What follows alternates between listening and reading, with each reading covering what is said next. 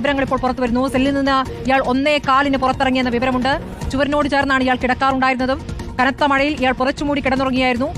10ാം ബ്ലോക്കിലെ സെല്ലിൽ വെളിച്ചമില്ല എന്ന വിവരമടക്കം ലഭിക്കുന്നു. അപ്പോൾ ഇയാൾക്ക് എല്ലാ തരത്തിലും സൗകര്യമാകുന്ന സാഹചര്യം അവിടെ ഉണ്ടായിരുന്നു എന്നുള്ളതാണ്. 1:10 ഒരു വാർഡൻ ഇവിടെ വന്ന് ടോർച്ച് അടിച്ചിട്ടുണ്ട്. അപ്പോൾ പുറച്ചുമൂടി നിലയിൽ അതിനകത്തൊരു രൂപമുണ്ടായിരുന്നു.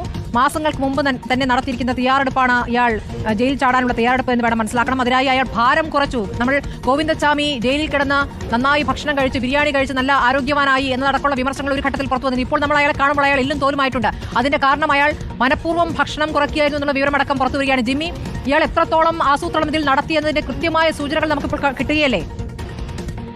കൃത്യമായ സൂചനകളാണ് വരുന്നത്. എത്രയോ നാളുകളായി ഗോവിന്ദച്ചാമി ഇതിനുവേണ്ടി തയ്യാറെടുപ്പുകൾ നടത്തുകയായിരുന്നു എന്നാണ് നമുക്ക് മനസ്സിലാകുന്നത്.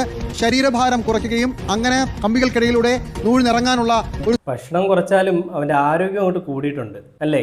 പുറത്ത് നിന്നാൽ പണിക്ക് പോകണം, വെയിൽ കൊള്ളണം, മഴ കൊള്ളണം, അതൊന്നും ഇല്ലാതെ